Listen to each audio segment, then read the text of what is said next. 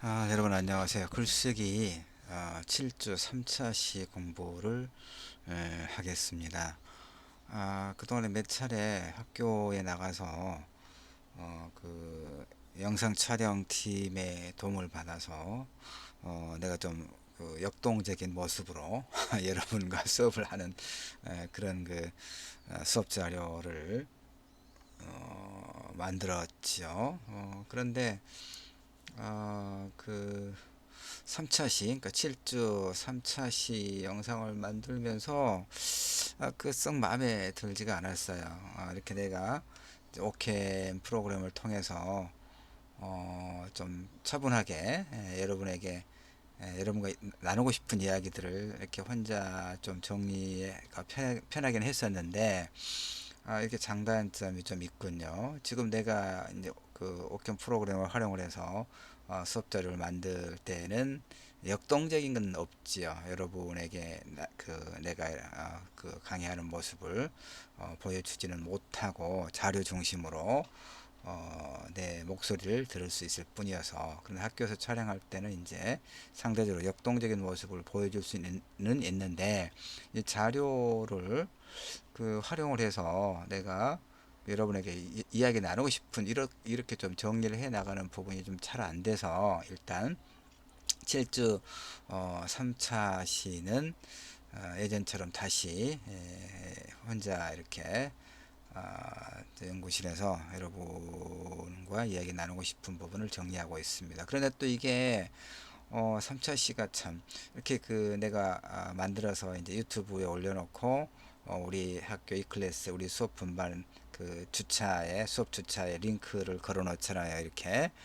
근데 이게 요즘에는 가끔 보면 내가 이제 자료를 활용하기 위해서 시각적으로 좀 여러분에게 피곤함을 좀 덜어주기 위해서 인터넷에서 이제 연관된 내용과 연관된 사진 자료를 다운받아서 한 두세 개 이렇게 배치를 하고 유튜브에 올렸더니, 유튜브에 올리자마자 이제 뭐라고 합니까? 저작권 침해, 뭐 이렇게 체크가 되는 게 한 두어 개 있어서 이번에도 그랬습니다. 이 7주 3차 시, 그래서 7주 3차 시는, 그러니까 이 수업 자료 지금 7주 1, 2, 3차 비평문 함께 읽기 수업 자료는 이제 이거 하나를 이렇게 제공해 주는 거잖아요. 이게 11페이지짜리인데 여기에 이제 그 뒤에 밑에 한 두세 개 인터넷에서 다운받은 사진들을 이제 배치를 했더니 아마 그게 그렇게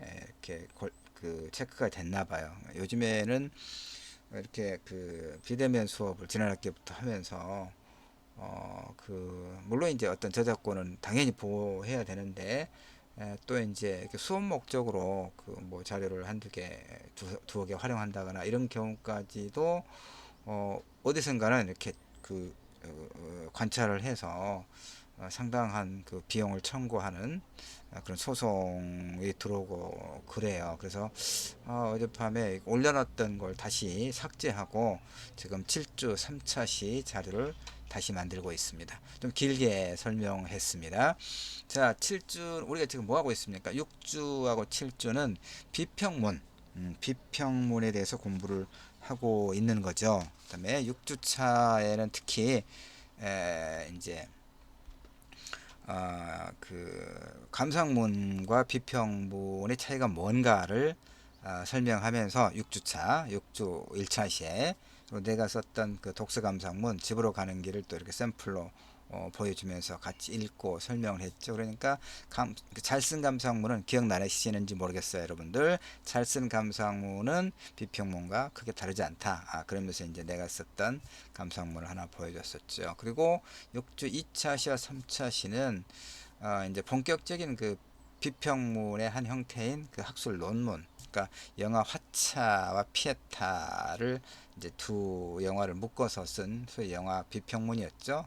그걸 보고 읽어가면서 설명을 좀 했었습니다. IMF 체제 이후에 프레카리아트라고는 새로운 노동자 계급, 불안정한 어떤 노동자 계급과 화차를 연관시켜서, 피에타는 따로 설명을 하지 않았었고요. 근데 그때도 학교에서 이 동영상 촬영 팀의 도움을 받아서 했는데, 그 이제 상당한 분량의 자료인데 마음대로 그 자료 이렇게 페이지를 내 마음대로 넘기거나 활용하기가 잘 안 돼서 좀 혼란스럽거나 그랬을 거라는 생각이 들어요. 여러분들 좀 답답했을 거다 이런 생각이 듭니다. 자, 7주차 자료는 이제 역시 비평문으로서 비평문 읽기입니다. 읽기. 근데 이것은 이제 내 글이라고 1차 시에 설명했었죠. 7주 1차 시와 2차 시에. 그래서 이거 이제 이 조혜진 소설은 이 책에 들어 있고 이 글 자체는 내 평론집에 이제 실려 있고 이런 사진은 뭐 무슨 그 지적 재산권과 연관지어서 체크를 당하지는 않겠죠. 그래서 이제 7주 1차 시와 2차 시에는 이제 이 제목으로 그 비평문의 그 완성된 형태인 평론을 함께 읽어보고 있는 중이었죠. 물 한 잔만 할게요. 그래서 이제 그 이 3차 시에는 다시 한번 정리를 해 주려고 해요. 7주차 1차 시와 2차 시에 같이 공부했던 내용들을.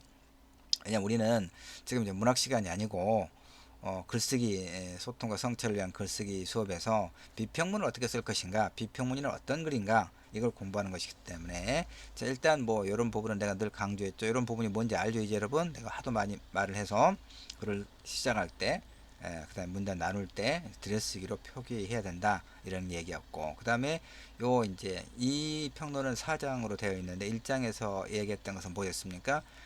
이제 외환위기 이후에 경기 침체와 노동시장의 유연화 그러니까 고용 및 경제적 불안과 그로부터 발원한 시작된 일상적 삶의 위기가 2000년대 한국 소설에서 이렇게 서사화되는 경우가 아주 많더라 그런 이야기 했고 조혜진의 이제 단편 빛의 호의와 산책자 행복도 그런 맥락에 위치하고 있다 이런 얘기를 했습니다. 이제 이 사진은 뭐 우리 학교 그 지난 학기까지 있었는데 여름에 가봤더니 이제 분수 대가 좀 다른 걸로 변했더라고요. 이것도 내가 찍은 사진이라서 저작권은 나한테 있으니까 예 하여튼 그런 거고 그 다음에 이제 지난 그 2차 시에 봤던 게 요 부분이었죠. 산책자 행복에서 인물이 누구였습니까? 홍미영 철학과 교수 강사했던 홍미영이 대학의 구조조정 여파로 하루아침에 밑바닥 삶으로 내쳐지는 그런 신사가 됐다. 요 얘기했죠. 그 다음에 이제 설상가상으로 그 여기 나왔죠. 어머니의 병원비를 대지 못해서 파산도 하고 왜냐하면 우리 보험 갖고 해결 안 되는 부분도 소위 비급여가 상당히 많거든요. 그래서 결국 이제 기초수급자가 되어서 영구임대 아파트 거주하는 행편으로 전락하고 그래서 입과 거주지를 국가에 의탁해야 되는 그런 세계가 홍미영 그 선생이 마주하는 이제 나락으로 떨어진 그런 세계가 됐죠. 그래서 이제 그 이제 편의점 아르바이트로 이렇게 밤중에 하고 있고 그래서 늘 이제 자신의 수업이 끝난 종강 무렵에 이건 또 왜 이렇게 변하는지 까맣게 변하고 있는지 모르겠어요.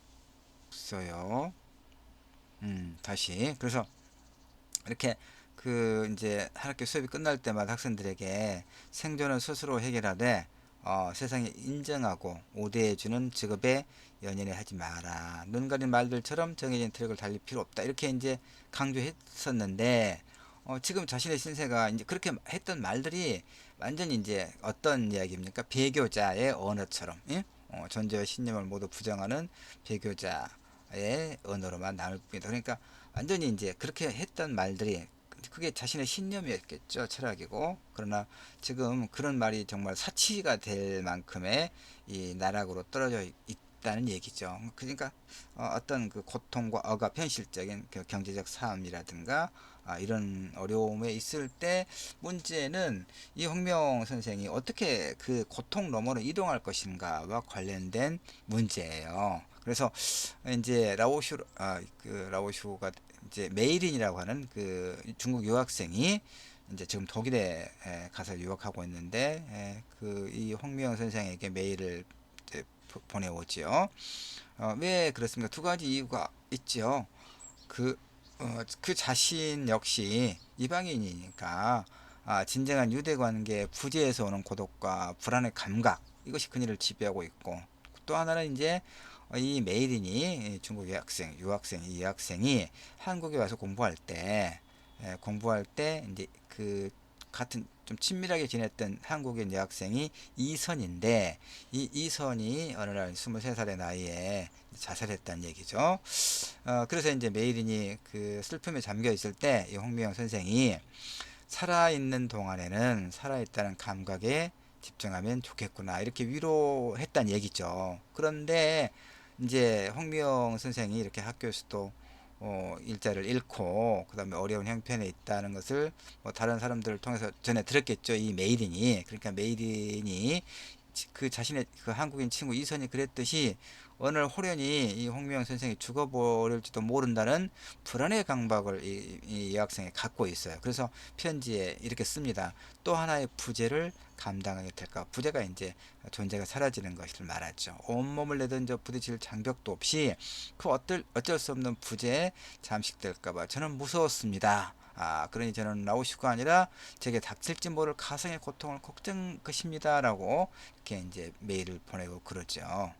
자, 그러니까 누군가 기억할 만한 이가 아무도 없는 삶이란 얼마나 끔찍할 것인가, 우리가 이 소설을 읽으면서 생각할 수 있죠. 이것도 이제 우리 집 그 아파트, 내가 산책로에서 밤에 찍은 사진, 저작권은 나한테 있습니다.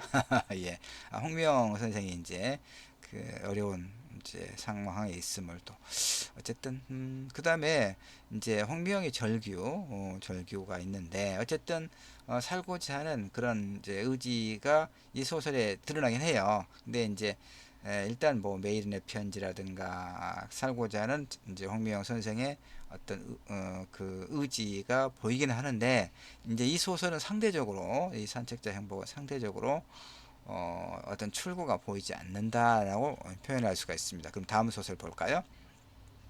이제 이 빛의 호의는 그 일테면 그 빛의 호의의 이제 줄거리는 이겁니다. 화자가 이제 소설에서 말하는 사람을, 화자죠. 서술자가 남자입니다. 기자인데 그 취재를 위해서 고는이라고 하는 여성인데, 고는이라고 하는 프리랜서 사진 작가를 만납니다. 근데 두 사람이 만났을 때 이 그 화자는 고는에 대해서 잘, 이제 고는이 누군지 잘 모르죠. 근데 고는은 보자마자 20여 년 전에 초등학교 때 그 반장, 같은 학급의 반장이었다고 하는 것을 알게 됩니다. 그래서 사실은 뭐냐면, 이 나는 이제 이 소설의 서술자 그 기자예요. 나는 이 권원이라고 하는 여자아이가 6학년 때, 초등학교 6학년 때 한 20여 년 전에 권원이라는 여자아이가 연락도 없이 나른하 결석을 하니까 담임 선생님이 집에 한번 찾아가 봐라 라고 이렇게 이야기를 해서 이제 그 권원의 집을 찾아가 본 거예요. 녹슬고 찌그러진 현관문은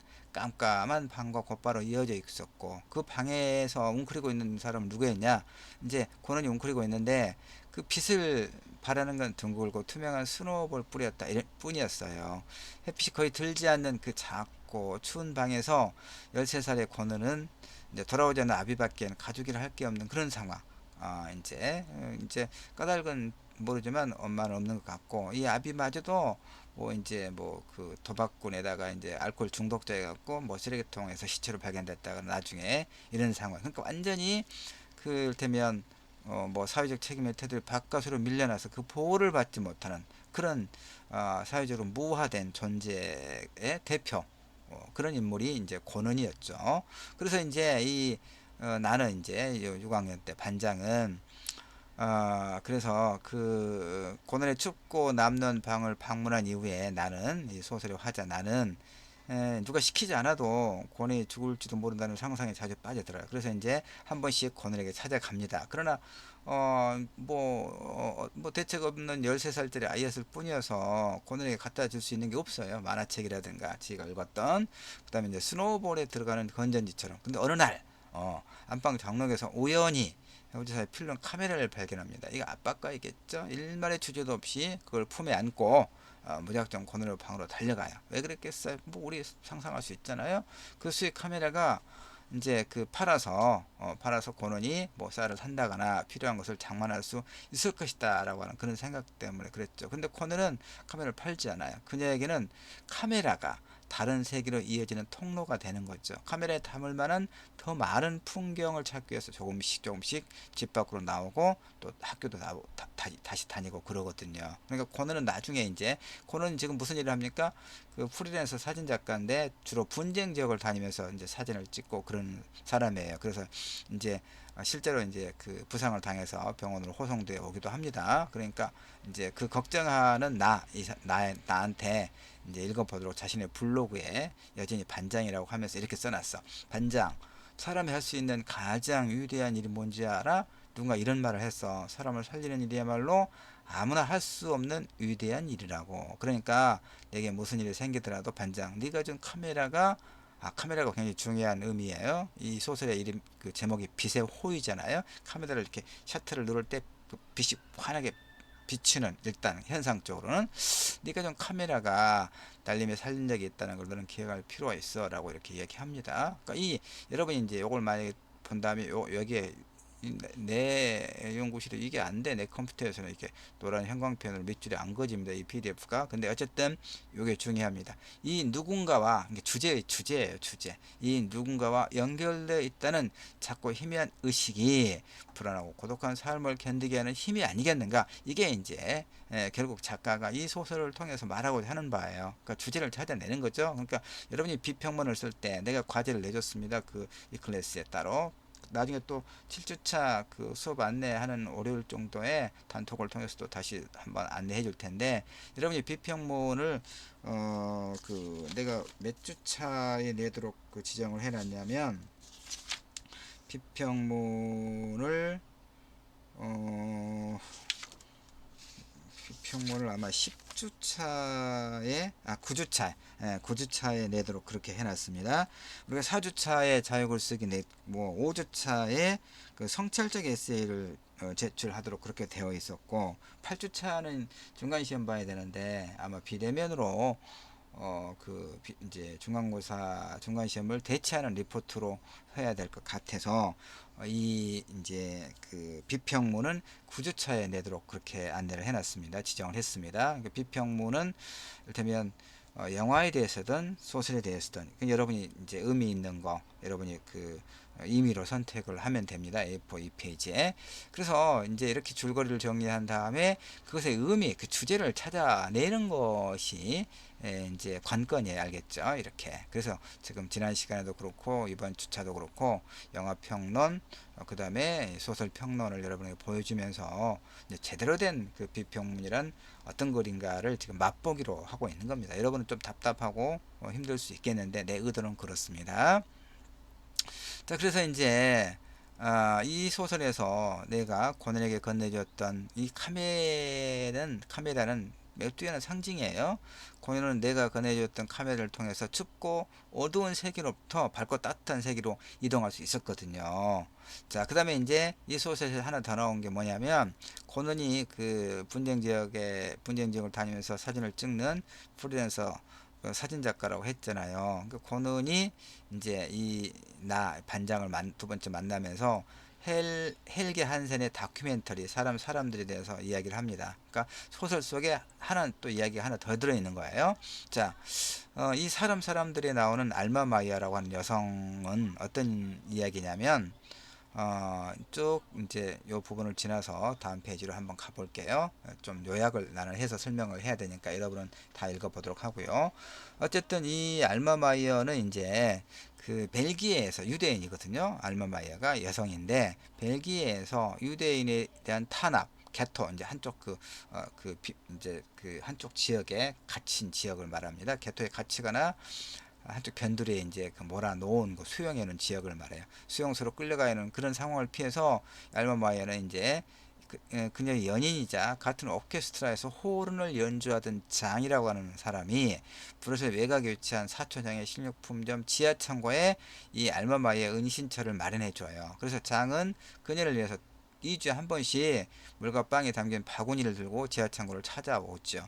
자, 어떤 것과 오버랩 됩니까? 춥고 어둡고 남루한 13살의 코넌에게 겨우 만화책이나 스노우볼에 들어가는 건전지처럼 사소한 것들을 가져다주던 이 소설 빛의 호의의 화자 나와 겹치죠. 그러니까 그 시절의 코넌을 견디게 해줬던 것은 오직 뭐였어요? 오직 나의 작지만 따뜻한 마음뿐이죠. 물론 이제 그 카메라가 상징하는 이런 어떤 따뜻한 마음을 말하는 거죠. 그래서 코넌은 그것을 사람을 살리는 가장 위대한 일이라고 고마워하고 있잖아요. 장이 가져다주는 이 부족한 물과 2주에 한 번씩 물과 빵 바구니 밑바닥에는 뭐가 들었느냐? 그가 작곡한 그 장이 작곡한 악보 한 장씩을 깔아놓아요. 그러니까 알마마이어는 장이 작곡한 그 악보들은 식료품점 지하 창고에서 날마다 조금만 생각하던 내게는 내일을 꿈꿀 수 있게 하는 빛이었다. 그러니 난 이렇게 말할 수 있다. 그 악보들이 나를 살렸다고. 이 소설에서는 이제 이 그 장이 그 이제 갖다 놓는 그 악보를 이 이제 알마마이아가 연주를 합니다. 당연히 이저 바이올린인데 이제 당연이란 말은 소리가 나지 않게 이 현을 이렇게 그 되지 않고 무슨 얘기인지 알겠죠? 왜 소리 나면 잡혀가겠죠? 지하실에서 이렇게 합니다. 얼마나 기가 막힙니까? 자, 이렇게 코논이 나에게 반장이 나를 살게 해준 힘이었던 것처럼 힘이었다고 고백했던 것처럼 이 알마마이어를 살게 했던 힘, 즉 그들을 견딜 수 있게 했던 힘이 뭐냐? 빛의 호의다 이런 얘기죠. 그건 결국 뭡니까? 풀어보면 누군가의 따뜻한 관심과 사랑으로서의 빛의 호의다라고 이렇게 핵심적인 이 소설의 주제를 이렇게 찾아낼 게 필요하죠. 여러분이 영화에 관한 비평문을 쓰거나 소설에 관한 비평문을 쓰거나 이제 뭘 선택하거나 텍스트를 무엇으로 하거나는 여러분의 자유인데 줄거리를 잘 갈무리한 다음에 그것의 주제를 찾아내는 것 그리고 그것이 오늘날 우리의 삶과 어떻게 연결되고 있는가를 찾아 서술하는 것 이것이 비평문의 핵심이다 이런 얘기입니다. 자 이제 정리를 할게요. 누군가의 몫을 빼앗고 누군가를 폐지하지 않으면 작동되지 않는 이 자본의 논리가 우리 사회를 지배하고 있잖아요. 그런데 개인은 철저하게 무력하죠. 선택자 행복에서는 편의점 아르바이트로 생을 연명해야 하는 대학 철학과 강사였던 홍미영이 이야기를 아까 봤잖아요. 빛의 호위에서는 뭐 고아는 아니지만 고아의 삶과 다를 게 없는 고는이 그런 인물이고 그렇습니다. 그 다음에 이제 역사적 폭력의 상흔은 이제 이건 여러분 읽어보도록 하고요. 나는 이 부분을 생략할게요. 자, 이제 뭐가 이제 여기서 문제가 있냐면, 자, 이렇게 누군가의 관심과 따뜻한 마음이 그들을 살게 한 힘이기는 한데, 그 인물들이 겪는 어떤 고통과 불안의 감각 관련해서 근본적인 해결책은 되지 못하죠. 그러잖아요. 타인의 고통과 관련해서 뭐 우리가 겪은 실패는 상상력의 실패, 공감의 실패라고 이제 말하는 사람도 있고, 당신은 당신의 친구가 의식이 있다는 것을 어떻게 아는가, 뭐 이렇게 이제 극단적 회의를 갖기도 하는 사람도 있지만, 다시 말해서 조혜진의 소설에서 구원이라고 하는 것은 개인적인 차원에서 이루어지고 있더라 이런 얘기. 물론 그 자체는 아름답다는 얘기는 이제 하여튼 그렇게 볼 수도 있지만 쭉 넘어가서요 동화라든가 이런 한계는 여러분이 읽어보도록 하고 이거 이제 문제는 그 구원이라고 하는 것이 개인적인 선의의 차원에 머물러 있다라고 하는 거. 소설에서의 개인적 구원은 인물의 상황을 구조의 차원에서 변화시키는 문제는 상관이 없어요. 근데 가난한 사람을 내가 좀 누군가 도와줄 수 있어. 그러나 그것으로 인해서 가난이라고 하는 그러니까 가난을 구조화시키는 사회 어떤 구조를 변화시키지 않는 한 누군가의 어떤 도움만 가지고는 그 사람이 가난에서 벗어나지 못한다 이런 의미예요. 알겠죠? 그러면 이제 자칫 인물이 처한 상황을 자신의 탓으로 여기게 되는 그런 문제가 생겨요.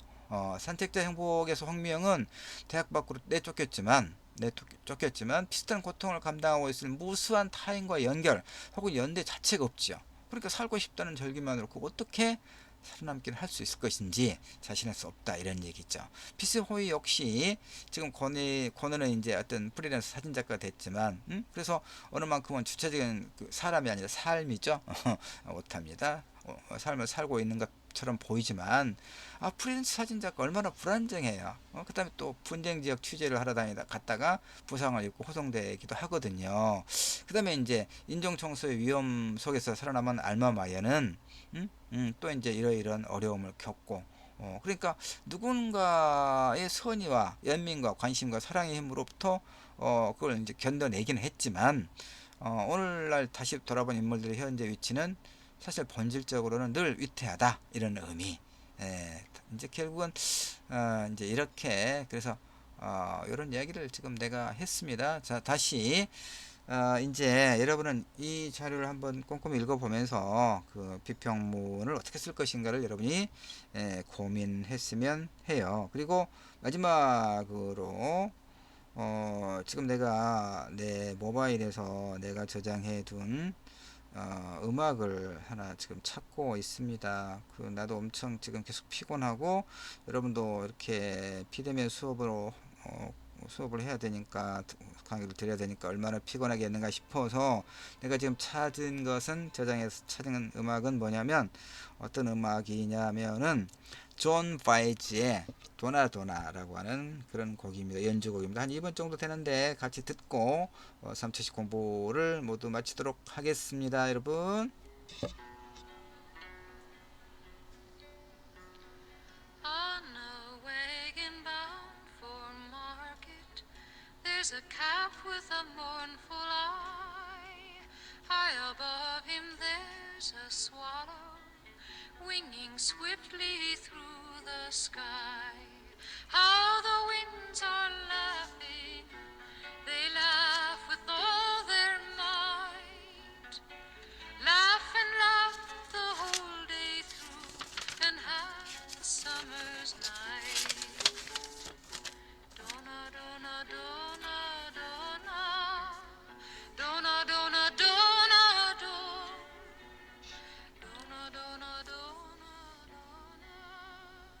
donna, donna, donna.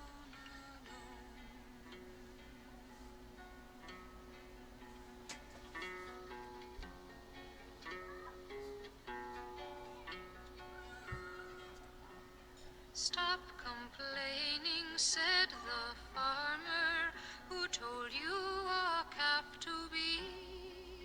Why don't you have wings to fly with, like the swallow so proud and free?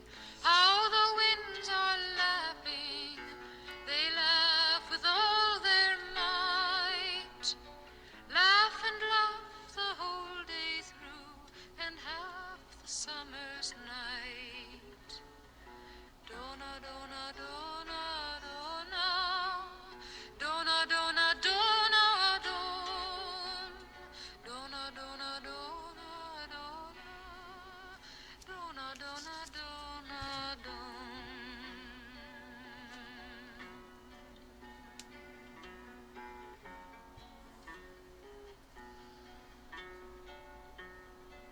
자, 여기까지만 들을까요? 예. 3차 시와 함께 7주차 비평을 함께 읽기 수업은 모두 일단 마치도록 할게요. 여러분 수고하셨습니다.